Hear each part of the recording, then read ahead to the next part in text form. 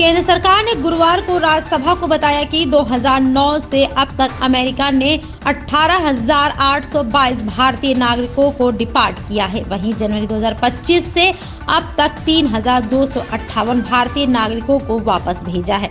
ये जानकारी विदेशी मंत्री एस जयशंकर ने राज्यसभा में एक लिखित सवाल के जवाब में दिया है।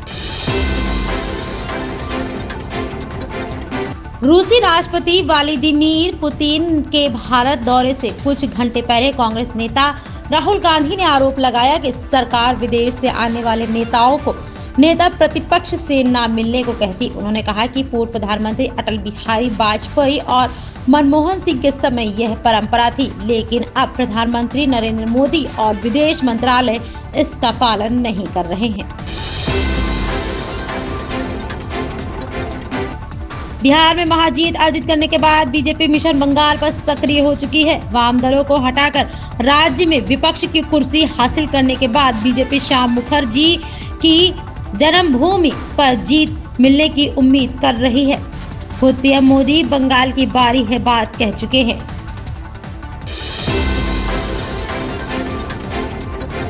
हरियाणा के मुख्यमंत्री नायाब सैनी ने बुधवार को दीनदयाल लाडो लक्ष्मी योजना की दूसरी किस्त जारी कर दी है। सीएम ने कहा कि इस योजना के तहत 7,01,965 लाभार्थी महिलाओं के खाते में 2100 रुपए की राशि डाली गई है। मुख्यमंत्री ने बताया कि महिलाओं को हर तीसरे महीने में 2100 रुपए नहीं मिलेंगे। अब उनके खाते में 3 महीने के बाद योजना की राशि भेजी जाएगी।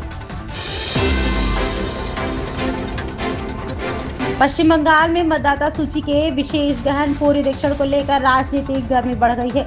राज्य के नेता प्रतिपक्ष शुवेंदु अधिकारी ने बुधवार को चुनाव आयोग को पत्र लिखकर यह मांग की है कि एसआईआर की प्रक्रिया को पूरी तरह पारदर्शी और निष्पक्ष बनाने के लिए केंद्रीय सरकारी कर्मचारियों को माइक्रो ऑब्जर्वर के रूप में तैनात किया जाए। अधिकारियों ने कहा कि एसआईआर का दूसरा चरण पूरे निरीक्षण का सबसे महत्वपूर्ण हिस्सा है, क्योंकि इसी पर निर्भर करेगा कि अंतिम मतदाता सूची कितनी सटीक, निष्पक्ष और छेड़छाड़ मुक्त होगी।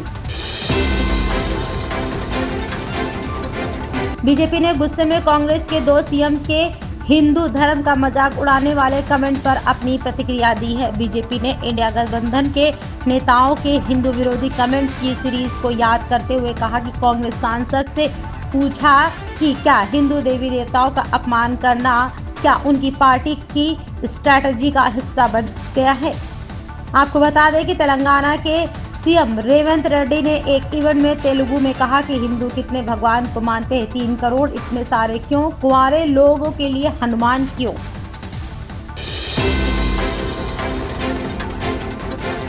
एकनाथ शिंदे की शिवसेना के प्रवक्ता व पूर्व सांसद संजय निरुपम ने कहा कि एकनाथ शिंदे को कमजोर करने का मतलब हिंदुत्व को कमजोर करने जैसा है।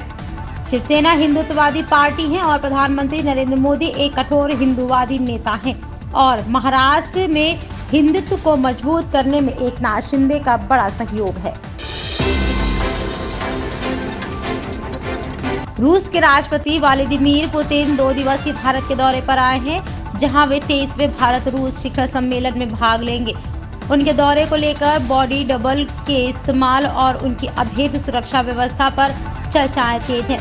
पुतिन की सुरक्षा में एंटी ड्रोन सिस्टम, खास टेलीफोन और मानव ढाल जैसे उपाय शामिल हैं। व्लादिमीर पुतिन दुनिया के शक्तिशाली हस्तियों में शामिल हैं।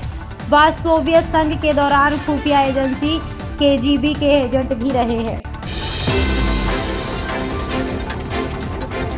केरल के अलापुझा के 13 वर्षीय मोहम्मद याजीन आमतौर पर अपनी कीबोर्ड पर आंखें बंद करके सुर बिखेरते हैं, लेकिन मंगलवार को दिल्ली के एक सभागार में जब उनका नाम राष्ट्रीय स्तर पर प्रतिभाशाली युवाओं में घोषित किया गया तो उन्होंने आंखें खोलकर जीवन का सबसे बड़ा सम्मान लिया।